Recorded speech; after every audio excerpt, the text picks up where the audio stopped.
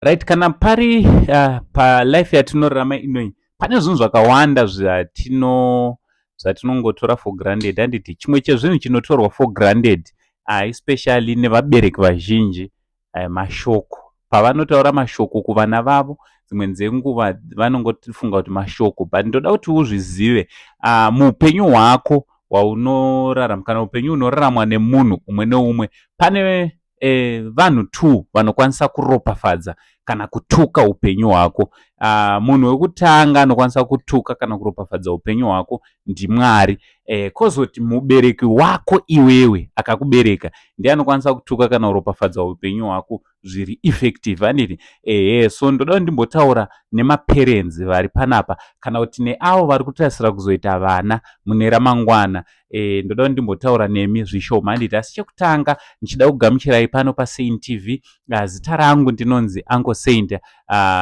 Chekutanga kana unga usati wasubscribe, tanga nekusubscribe on YouTube channel that is Saint TV. Also turn on your notification bell so that every time we upload a video you'll be notified. Also musakangana kunotifollow on our Facebook page endai munoona zvakare mavideos edu ikoko pamwe nekushare mavideo mamwe pamwe chete nerino iri. Aiwa, tinokutendai muri yeZimbabwe. So pane chinhu chandakadzidza kazhinji tinofunga kuti ndakaroiwa. Dzimwe dzenguva ndofunga kuti pane vanhu vakanokora tsoka yangu, pane vanhu vakatora zita rangu vakariisa mugaba.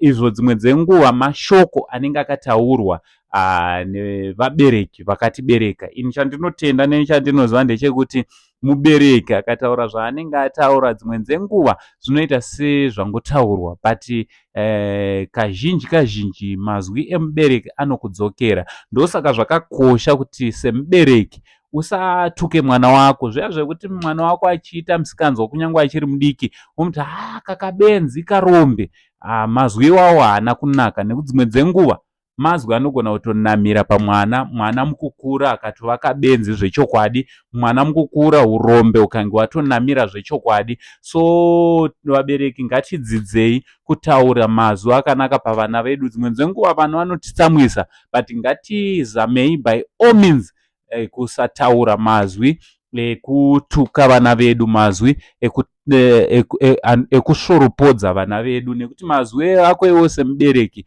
ndiwo mazwi anogona kunge ari anozodetermina ramangwana remwana wako. Also vabereki hanasi ndiri kumbotaura nemi vabereki vanoti zvara. Nditi vabereki chinhu chakakosha kuti time and again ungotaurawo mazwi akanaka pavana vako. Chinhu chakakosha kuti unge uri unoropafadza vana vako nemazwi aunotaura. Handiti chinhu chakakosha kuti tinge tiri tinonamatira zvakare vana vedu, nekuti isusu ndisu tine simba rekuti ramangwana revana vedu ringe riri rinojeka kuburikidza nezvatinotaura. Mukada kutaura tarisa angava Jacob chaiye uyo akazonzi Israel akatoropafadzwa nababa vake.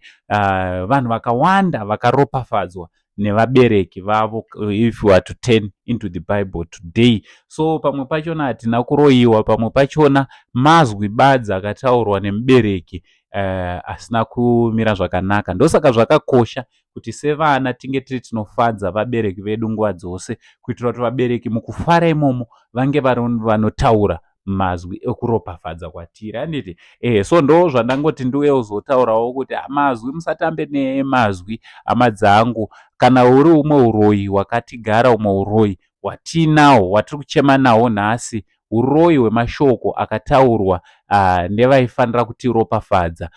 Tikatukana pachedu semabhururu hazvina zvazvinoita, but ukatukwa nemubereki chinova chinhu chakakurisa. Ndosaka muchinzwa kuchinzi tifanire kunge tiri tinoitira zvakaipa kunyange namai vedu, nekuti pane rinonzi kutanda botso, because munamato wavachaita ipapo neshungu dzekuti wavaitira zvakaipa ndo zvichazonosimudza mhepo dzinogona kunge dzinozokanganisa upenyu hwako. Kune vamwe vanhu vekuti ukatarisa nhasi unoona upenyu hwavo uchingofamba uchingoflowa uchiita zvakanaka. Why? Because vabereki vavo vanotaura mazwi akanaka pavari, vabereki vavo vanotora nguva yekuvanamatira. Kunyange nesu vabereki vechidiki ngatitangei kuropafadza vana vedu, ngationei zvakanaka kubva muvana vedu. Ndichida kutaura example kubva kwandiri.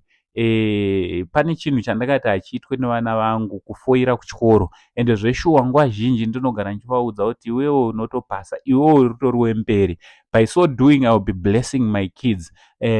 Zvechokwadi they always come nemaflying colors kubva kuchikoro. Why? Because inini semubereki ndakaisa ropafadzo rekuti vanofanira kutopasa. So iwewe semubereki, kunyange mwana wako akafoira, izvezvi ndinotoziva kuti vana vari kuuya nemaresults, usamutuke, usamusoropodze, muudze kuti king, zvamaita ndizvo chaizvo, but next time ndoda kuti muite zvinhu zviri pamberi. My princess, ndoda kuti uite zvinhu chaizvo chaizvo, apa zvawaita ndizvo. Musazosora vana venyu, musarova vana venyu nekuti afoira, but vakurudzirei mobva mavaropafadza, womuudza kuti you are the head and not the tail. Of course to this term zvinogona zvaramba, but next term you are going to make it. Aiwa, ndo mazwi andangoti ndiwezokuzivisai vabereki kuti ngatiropafadzei vana vedu. Aiwa, izwi kubva kuna Uncle Saint pano paSaint TV, ndichiti much love and God bless.